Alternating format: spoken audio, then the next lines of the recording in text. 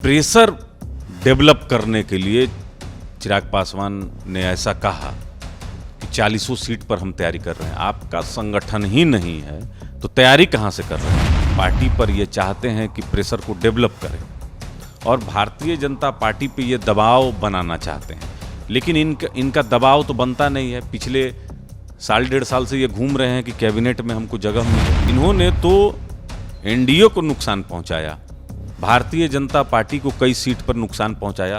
तेजस्वी प्रसाद यादव को जिताने के लिए एड़ी चोटी एक करती। बिरजू जी, ऐसा है कि चिराग पासवान जब भी प्रचार एनडीए का किए हैं, भारतीय जनता पार्टी को उसका खामियाजा उठाना पड़ा है। जमुई लोकसभा के अंतर्गत में आने वाला विधानसभा था, ये प्रत्याशी दिए थे और प्रत्याशी अपना जमानत तक नहीं बचा पाया। चिराग पासवान को खोजने से भी एक भी कैंडिडेट नहीं मिला।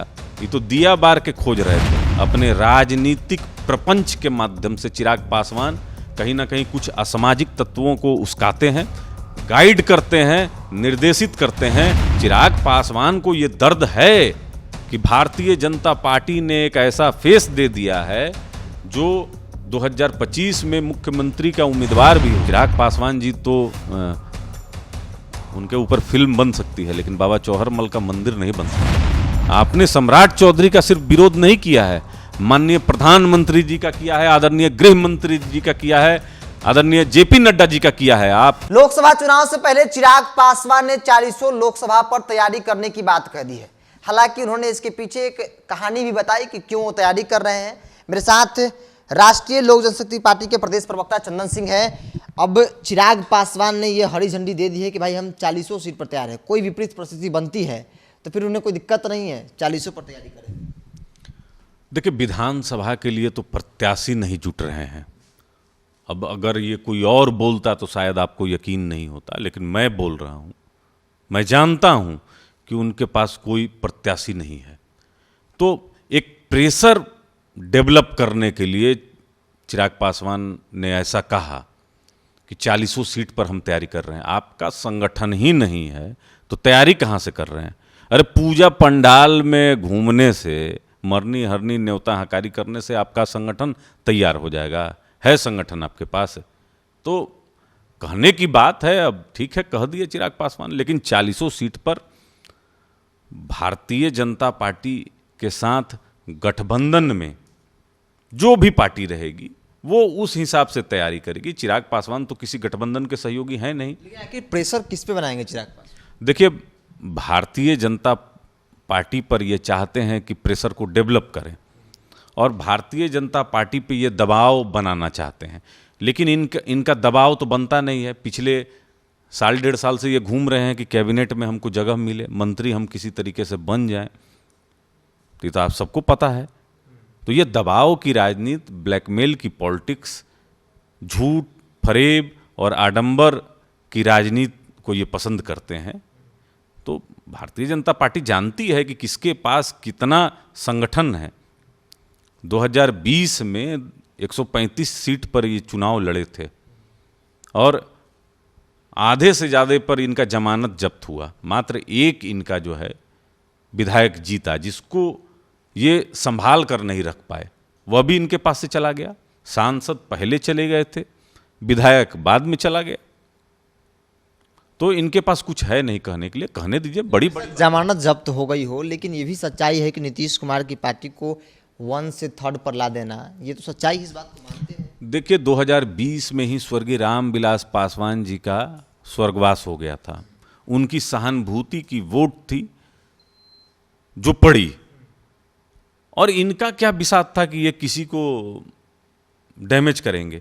इन्होंने तो एनडीए को नुकसान पहुंचाया, भारतीय जनता पार्टी को कई सीट पर नुकसान पहुंचाया। तेजस्वी प्रसाद यादव को जिताने के लिए एड़ी चोटी एक कर दिया।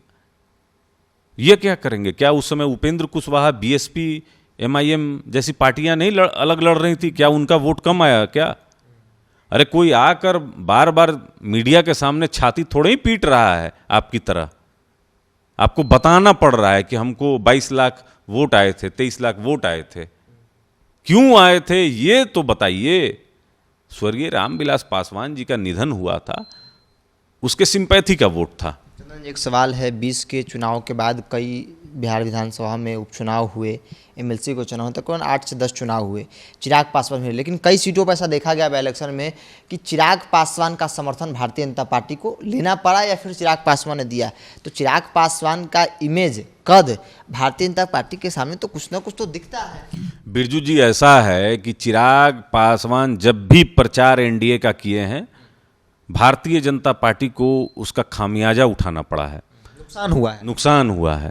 मोकामा का चुनाव आप देख लीजिए, उस चुनाव में रिएक्शन कर गया चिराग पासवान का जाना, और जो एक समाज का ताना बाना था उसमें एक पर्टिकुलर समाज को ये लगा कि भारतीय जनता पार्टी चिराग पासवान को उतारकर कहीं ना कहीं हमारा उपहास कर रही है, इसलिए मोकामा में भारतीय जनता पार्टी वहाँ पर चुनाव हार गई।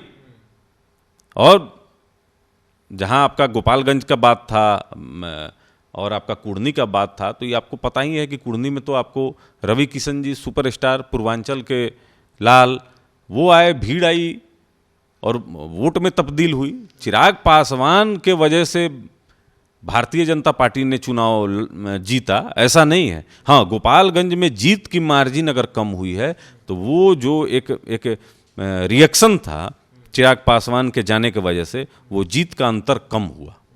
मतलब चिराग पासवान का कद अभी नहीं है एनडीए में, अगर वापसी होती है तो कोई खास। अभी आपने ही कहा कि पार्टी, लोक जनशक्ति पार्टी जब से टूटी उस समय से अभी तक बिहार में 10 चुनाव तकरीबन हो चुके हैं बिरजू जी।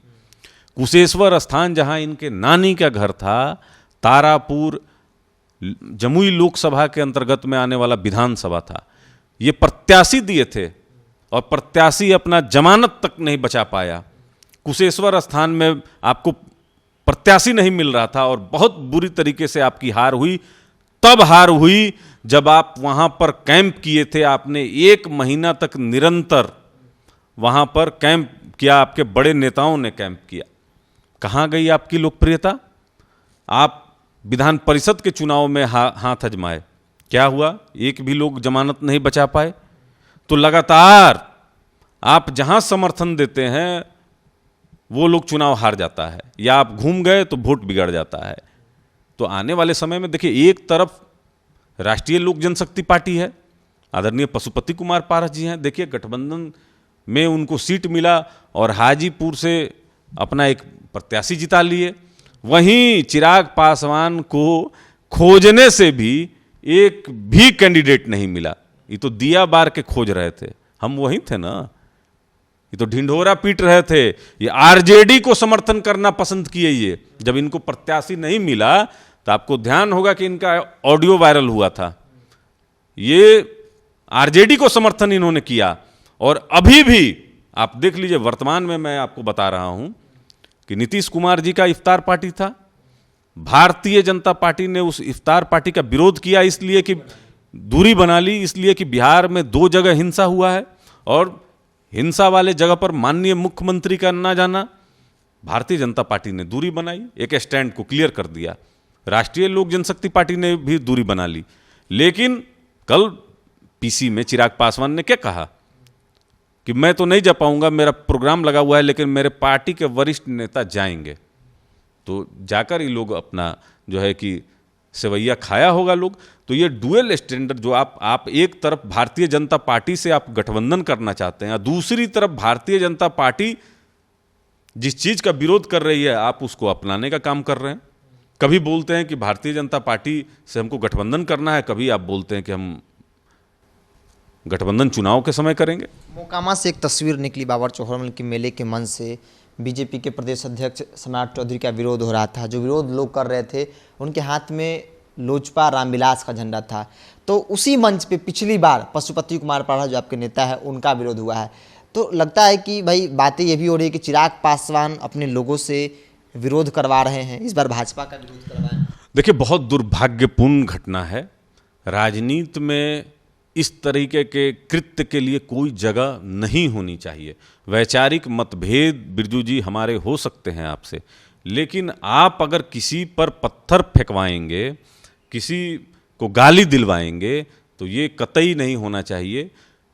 वीर शिरोमणि बाबा चौहरमल के धार्मिक आयोजन में अपने राजनीतिक प्रपंच के माध्यम से चिराग पासवान कहीं ना कहीं कुछ असामाजिक तत्वों को उस्काते हैं, गाइड करते हैं, निर्देशित करते हैं, और वही असामाजिक तत्व पिछले साल आदरणीय पशुपति कुमार पारस जी को और समस्तीपुर के सांसद श्री प्रिंस राज जी पर पत्थर फेंकने और हमला करने के दोषी थे। एफआईआर तक हुई थी। और अभी हाल की बात है कि जब सम्राट चौधरी जी वहाँ पर गए तो उनके पोस्टर फाड़ दिए गए, हुटिंग की गई। सम्राट चौधरी जी ने तो बहुत समझाने का प्रयास किया, लेकिन वो समझे नहीं। और झंडा किसका लिए हुए थे? चिराग पासवान का। तो चिराग पासवान को ये दर्द है कि भारतीय जनता पार्टी ने एक ऐसा फेस दे दिया है जो 2025 में मुख्यमंत्री का उम्मीदवार भी हो सकता है, और एक मजबूत आवाज है जो भारतीय जनता पार्टी को नई ऊंचाई देगा, आदरणीय सम्राट चौधरी जी। तो इनकी पार्टी तो बौखलाई हुई है। अब इन लोग अपना सोच लिया है कि हमारा जो है कि वो वोटर है। अरे भाई, वो धार्मिक आयोजन है और वहाँ देश दुनिया से लोग बाबा चौहरमल में अपनी आस्था को व्यक्त करने के लिए जाते हैं, वो श्रद्धालु हैं। आप अपना एक प्लांट जो किए हुए हैं, एक सोच जो रखे हुए हैं कि देखिए अब तो मेरा कोई नहीं है, आप ही लोग हैं। अरे कैसे नहीं है आपका कोई? आपके चाचा हैं, भाई हैं, पूरा भरा परिवार है, हैं? पिता समान चाचा जी हैं, लक्ष्मण समान भाई है। वो तो कहते हैं कि कभी एक होने वाला तो सपना भी नहीं देखते हम कि हम लोग एक भी होंगे। अब जब आप अगर लालू प्रसाद यादव जी को अपना मोटिवेटर समझिएगा, अपना क्या उसको बोलते हैं जो बहुत ज़्यादा आपको प्रभावित करते हैं, आप समझ लीजिए कि लालू प्रसाद यादव जी इनको बहुत ज़्यादा प्रभावित करते हैं। तेजस्वी इनके छोटे भाई हैं। तो अब आप क्या कह सकते हैं? जब किसी की मंशा राष्ट्रीय जनता दल को अपरोक्ष रूप से मदद करने की हो तो उसमें अब कोई क्या कर सकता है? आपकी नीति क्या बताती है कि आप दोहरा चरित्र रखते हैं? एक तरफ भारतीय जनता पार्टी को हर समय धोखा देने का प्रयास करते हैं, वहीं दूसरी तरफ कहीं ना कहीं राष्ट्रीय जनता दल से अपनी नज़दीकी को भी बढ़ाते हैं। तो जनता इनको चुनाव में जवाब दे चुकी है, इनका कोई अस्तित्व नहीं है, इनको कोई अब नोटिस नहीं लेता है। एक अंतिम सवाल आपसे लेते हैं। बाबा चौहरमल के मेले में आपके नेता नहीं गए, आप लोग नहीं गए। चिराग पासवान ने सवाल खड़ा किया कि भाई हम लोग तो गए, क्योंकि हमारे लिए भगवान स्वरूप है, समाज के लिए भगवान स्वरूप है। जो लोग नहीं गए उनसे पूछिए कि आखिर क्यों नहीं गए, उन्होंने जाना भी पसंद नहीं किए। तो आखिर सवाल है कि आखिर क्यों नहीं गए? देखिए, उस मंदिर के जो इस कार्यक्रम के जो आयोजन करता है उनको गंभीरतापूर्वक इस पर विचार करना चाहिए। चूँकि घटना अगर अपवाद स्वरूप हो तो उसको समझा जा सकता है, लेकिन अगर सुनियोजित साजिश हो तब इस पर विचार करना चाहिए। चूँकि जो आयोजनकर्ता जो लोग होते हैं वो निष्पक्ष होना चाहिए। आदरणीय पशुपति कुमार पारस जी ने अपने पार्टी के एक समर्पित नेता के माध्यम से बाबा चौहरमल के मंदिर का नक्शा बनवाया था। चिराग पासवान जी तो उनके ऊपर फिल्म बन सकती है, लेकिन बाबा चौहरमल का मंदिर नहीं बन सकता है। बहुत सारे प्रश्न हैं। चिराग जी को सोचना चाहिए कि अगर उनके चाचा अगर बाबा चौहरमल के अगर पूजा स्थल पे नहीं जा पाए तो इसके पीछे क्या कारण रहे होंगे। जब आपने सम्राट चौधरी जो उस जाति के भी नहीं हैं, वो भारतीय जनता पार्टी के प्रदेश अध्यक्ष हैं, और हम लोग तो ऐसा मानते हैं बिरजू जी कि सम्राट चौधरी डायरेक्ट प्रतिनिधित्व करते हैं आदरणीय जेपी नड्डा जी का। आपने सम्राट चौधरी का सिर्फ विरोध नहीं किया है, माननीय प्रधानमंत्री जी का किया है, आदरणीय गृह मंत्री जी का किया है, आदरणीय जेपी नड्डा जी का किया है। आप विरोध किए हैं और आपने करवाया है, ऐसा यह प्रतीत होता है। चिराग पासवान ने 40 की 40 लोकसभा सीट पर चुनाव लड़ने की बात कही, संगठन को विस्तार करने की बात कही। तो वही चाचा पशुपति कुमार पारस राष्ट्रीय लोक जनशक्ति पार्टी के प्रदेश प्रवक्ता चंदन सिंह से तमाम सवालों के जवाब हमने जानने और समझने की कोशिश की। देखते रहें टॉप। नमस्कार।